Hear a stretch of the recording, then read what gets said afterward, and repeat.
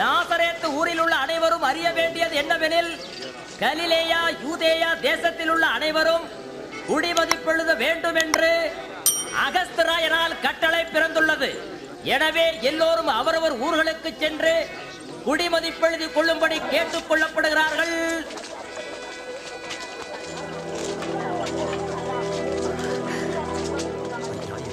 மரியாள் யூதேயாவில் உள்ள பெத்லகேம் ஊருக்கு தான் திருமண ஒப்பந்தம் செய்திருந்த யோசேப்புடன் பெயர் பதிவு செய்யும்படி சென்றாள்.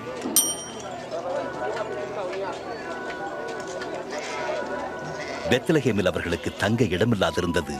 ஆனால் அவர்களுக்கு கிடைத்ததோ ஓர் எளிய மாட்டுத் தொழுவம்.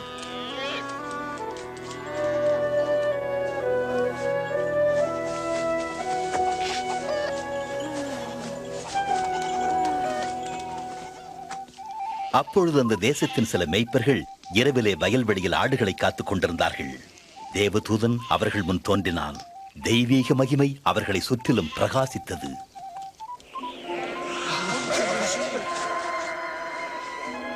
பயப்படாதிருங்கள், இன்று கர்த்தராகிய கிறிஸ்து என்னும் இரட்சகர் உங்களுக்காக தாவீதின் ஊரிலே பிறந்திருக்கிறார்.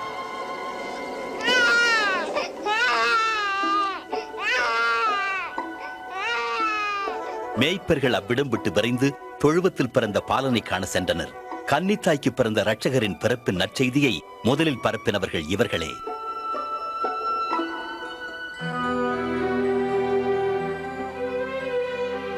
ஒரு வாரம் கழிந்து குழந்தைக்கு விருத்த சேதனம் செய்யப்படும் நாள் வந்தது.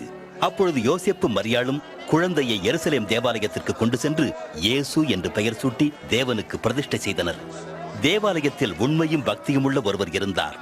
அவர் கிறிஸ்துவை காணும் முன் மரணமடைய மாட்டார் என்று தேவாவியானவர் வாக்களித்திருந்தார். அவர் பெயர் சிமியோன். ஆண்டவரே, உமது வார்த்தையின்படி உமது அடியேனை இப்போது சமாதானத்தோடு அனுப்பிவிடுகிறீர்.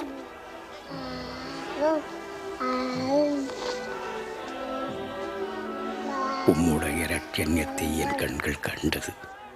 இது தேவனால் தேர்ந்தெடுக்கப்பட்ட குழந்தை. கர்த்தர் உங்களை ஆசீர்வதிப்பாராக.